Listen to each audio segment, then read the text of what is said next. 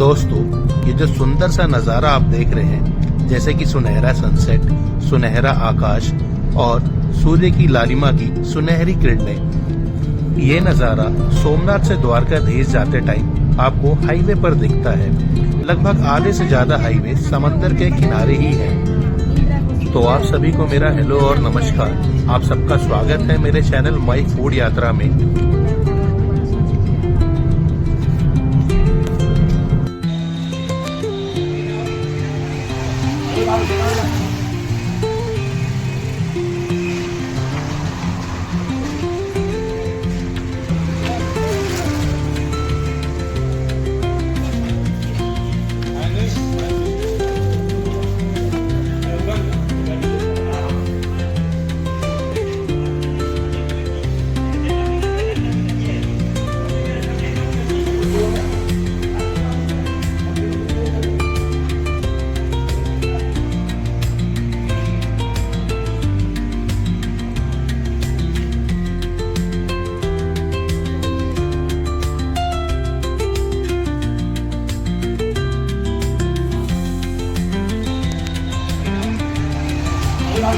तो दोस्तों, पिछली वीडियो में मैंने आपको दिखाया था हम पहुंचे हुए थे गिर नेशनल पार्क और वहां से लगभग 289 किलोमीटर का सफर तय करके हम पहुंचे द्वारकाधीश के नगरी द्वारिका। जी हाँ, श्री कृष्ण भगवान की नगरी में। तो आपने इस होटल का बाहर से लुक देख ही लिया होगा।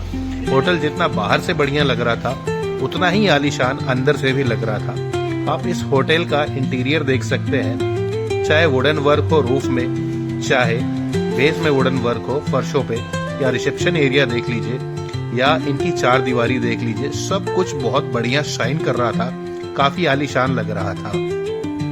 दोस्तों, जब भी हम कोई यात्रा करते हैं या कोई महत्वपूर्ण सफर पे होते हैं, तो सबसे जरूरी ये होता है कि आप कहाँ स्टे कर रहे हैं। तो हम जब भी स्टे करते हैं तो सोचते हैं कि एक बढ़िया कमरा मिल जाए, एक बढ़िया सा होटल मिल जाए। तो हर यात्री की यही ख्वाहिश होती है या यही एक जरूरत होती है। तो लगभग हम इस मसले पर तो ओके लग रहे थे कि चलिए एक बढ़िया सा होटल तो मिल गया। तो दोस्तों, जब हम गिर नेशनल पार्क से द्वारकाधीश के लिए निकले थे तो हमें लगभग 289 किलोमीटर यानी लगभग 289 किलोमीटर का सफर तय करना था, और जिसे तय करने के लिए लगभग 6 घंटे लगते हैं। लेकिन हमें यहाँ पहुँचने में लगभग 9 घंटे लगे और हम रात को 9:15 बजे के आसपास पहुंचे। और इतना टाइम हमें इसलिए भी लगा क्योंकि हम सारे फैमिली मेंबर्स आपस में बातें करते हुए, हंसते खेलते हुए और कई जगह बीच बीच में रुकते हुए आए थे। कई जगह का हमने बेहतरीन खाना टेस्ट किया और कई जगह पर रुककर हमने बेहतरीन कुल्हड़ चाय पी। तो हम अपने फ्लोर पर पहुंच चुके थे और जगह जगह पर भगवान श्री कृष्ण की फोटोज यहाँ दीवार पर लगाई हुई थी। और आप देख सकते हैं कॉरिडोर कितना सुंदर है, कितना साफ सुथरा यहाँ होटल स्टाफ ने रखा हुआ है। तो धीरे धीरे हम अपने कमरे के पास पहुंच जाते हैं। तो चलिए आइए मैं आपको दिखाता हूँ, अपने एक कमरे का टूर कराता हूँ आपको। तो आप देख सकते हैं कुछ इस तरीके से अपना कमरा था, और लगभग 9 घंटे की जर्नी के बाद ये मेरे लिए सुकून था। दोस्तों, अगले दिन अगली सुबह हम चल पड़े थे भगवान श्री कृष्ण यानी द्वारकाधीश के दर्शन के लिए। और यहाँ की गलियों से गुजरते हुए हमने खाने पीने की कई लोकल दुकानें देखी जो पोहा और जलेबी बना रहे थे, साथ में फाफड़ा बना रहे थे, और साथ में छानी जा रही थी तीखी तीखी करारी मिर्चियाँ, जिन्हें देख के मैं स्तब्ध रह गया और फटाफट यहाँ से मैं चुपचाप निकल लेता हूँ। तो दोस्तों, हम आ पहुंचे थे भगवान द्वारकाधीश की नगरी द्वारकाधीश मंदिर। तो आइए दोस्तों, आपको द्वारकाधीश मंदिर के दर्शन करवाते हैं। जी हाँ, हम पहुंच चुके थे द्वारकाधीश मंदिर। आकाश की ऊंचाइयों में मंदिर के गोपुरम के ऊपर भगवान श्री कृष्ण का केसरिया झंडा अपना परचम लहरा रहा था। तो दोस्तों, द्वारकाधीश मंदिर के दर्शन हम कर चुके थे। मंदिर में आपको अंदर से नहीं दिखा पाया क्योंकि कैमरा लेके जाना अलाउड नहीं था। यहाँ आकर हमें पता चला किसी जमाने में इस मंदिर के स्थान पर श्री कृष्ण भगवान का कार्यालय हुआ करता था, जो कि आज मंदिर के रूप में विद्यमान है। ये 2 आइटम है। अच्छा, 2 आइटम है इसमें। केसर बादाम लस्सी निकालो। द्वारिका नगरी में हमने यहाँ के लोकल फूड कल्चर को अनुभव करने के लिए, एक्सपीरियंस करने के लिए केसर बादाम लस्सी एक दुकान से ऑर्डर किया, और ये वाकई काफी टेस्टी था। आप जलाराम कोल्ड ड्रिंक्स आके ये लस्सी ट्राई कर सकते हैं।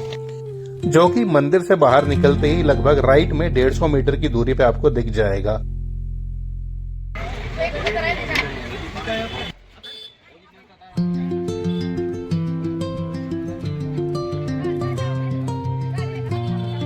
पता नहीं न जाने क्यों इन भाई साहब को इस तरीके से सॉसर में चाय पीते हुए देखकर मुझे भी पुराने दिनों की याद आ गई, जब कभी कभी हम ऐसे सॉसर में चाय पी लेते थे। तो हमने भी अपने लिए 2 कप चाय ऑर्डर कर लिए थे और साथ में मैंने अपने लिए एक रस्क ले लिया था। तो चलिए चलते हैं उस पुराने 90s के दौर में, जहाँ कुछ इस तरीके से हम चाय पीते थे।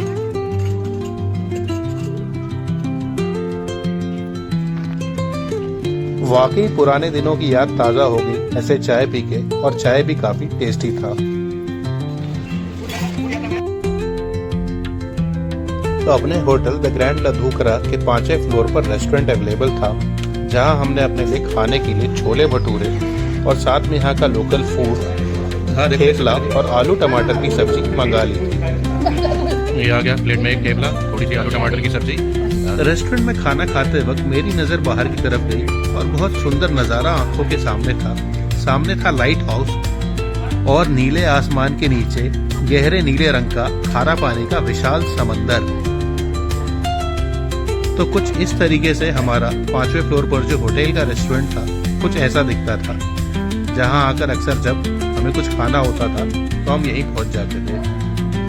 ये भगवान द्वारकाधीश की मूर्ति थी जो रिसेप्शन पर रखी हुई थी। रिसेप्शन पर रखे भगवान द्वारकाधीश की मूर्ति देखने के बाद हम रिसेप्शन से बाहर निकल जाते हैं और अपने ठीक होटल के पीछे इन समंदर की लहरों को देखने के लिए आ जाते हैं।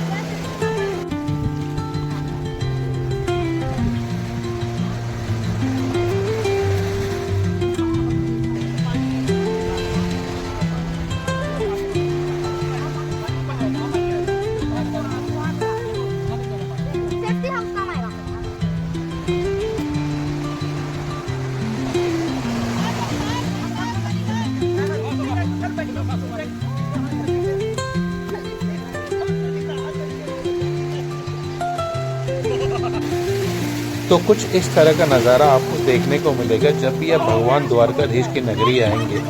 मंदिर के चारों ओर आपको समुद्र का किनारा और समुद्र की लहरें देखने को मिलेंगी। मंदिर में भगवान श्री कृष्ण के दर्शन करने के बाद आप इन समुद्र के किनारों पर आ सकते हैं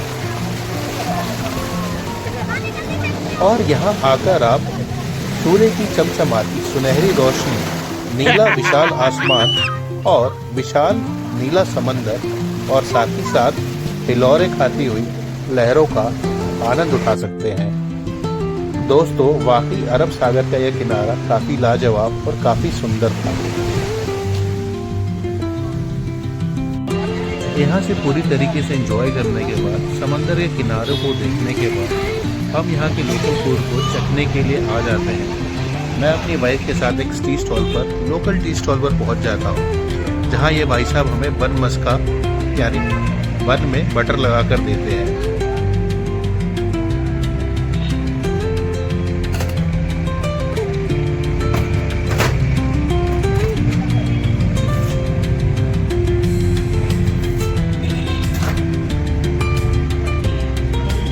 तो इन भाई साहब ने काफ़ी मेहनत से ये बन बनाया और ये बन हमें मिला। जैसे ही मैंने बन खाया, ये बन काफ़ी बढ़िया था, अच्छे तरीके से इसमें बटर लगाया गया था। तो बन मस्का खाने के बाद जो हमारी अगली मंजिल थी वो भगवान महादेव का मंदिर था, बड़केश्वर महादेव मंदिर। तो यह भी अरेबियन सागर के एक तट पर मौजूद था और आप देख सकते हैं शाम का नज़ारा बहुत ही सुंदर था। दूर समंदर में आप देख सकते हैं बड़ी और छोटी किस्म की नावें चल रही थी और आकाश बिल्कुल सुनहरा और लाल रंग का हो रखा था। आप देख सकते हैं सामने बड़केश्वर मंदिर है और सामने एक विशाल सा शिवलिंग था। भगवान द्वारकाधीश के दर्शन करने के बाद लोग अक्सर इस मंदिर में आते हैं, बड़केश्वर मंदिर में, और भगवान के शिवलिंग का दर्शन करते हैं। इस मंदिर की खासियत यह है कि भगवान का जो शिवलिंग बना है, जो मंदिर बना है, वह थोड़ा सा समंदर के अंदर जाके बना हुआ है। यहाँ से एक रास्ता बना हुआ है जो लगभग थोड़ा समंदर के अंदर है, उस पर चल के हम इस मंदिर तक जाते हैं। मंदिर का जो प्रांगण है वो समंदर के किनारे से थोड़ा आगे है, समंदर के ऊपर ही है। जहां से समंदर के काफी अच्छे नज़ारे देखने को मिलते हैं। तो दोस्तों, सामने से यह मंदिर कुछ ऐसा दिखता है, बड़केश्वर महादेव मंदिर। सामने आप सीधे सीढ़ियों से होकर अंदर जाएंगे तो अंदर बहुत प्राचीन भगवान का एक महादेव का शिवलिंग है अंदर, जिसके दर्शन के लिए लोग यहाँ पर आते हैं। हर हर महादेव। जी हाँ दोस्तों, भगवान द्वारकाधीश को याद करके हमने यहाँ की यात्रा शुरू करी थी और महादेव का नाम लेकर हम इस यात्रा का समापन करेंगे। अब यहाँ से जाने का समय हो चुका था और अंधेरा होने को था।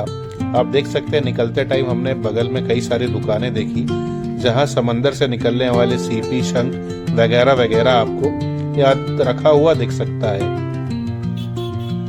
यहाँ से निकलने के बाद वापस अपने होटल की ओर जाते जाते हमने आपस में एक बार और डिसाइड किया कि यहाँ द्वारकाधीश से वापस अपने शहर जाने से पहले एक बार शाम को फिर से द्वारकाधीश मंदिर से क्यों ना हम हो आए। तो इसी बीच हम लोग वापस द्वारकाधीश मंदिर के लिए शाम को हम धीरे धीरे इन गलियों से होते हुए निकल लेते हैं। मंदिर में शाम का नज़ारा कुछ अलग ही था। काफी अच्छी खासी भीड़ मंदिर में आ रखी थी और जोर शोर से भगवान की आरती चल रही थी और भक्तों का जोश देखने लायक था।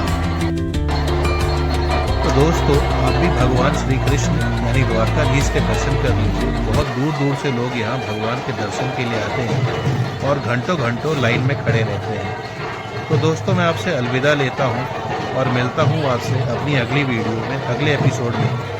तब तक के लिए आप मुझे याद करके सब्सक्राइब कर लें और मेरी वीडियो को लाइक कर लें। धन्यवाद।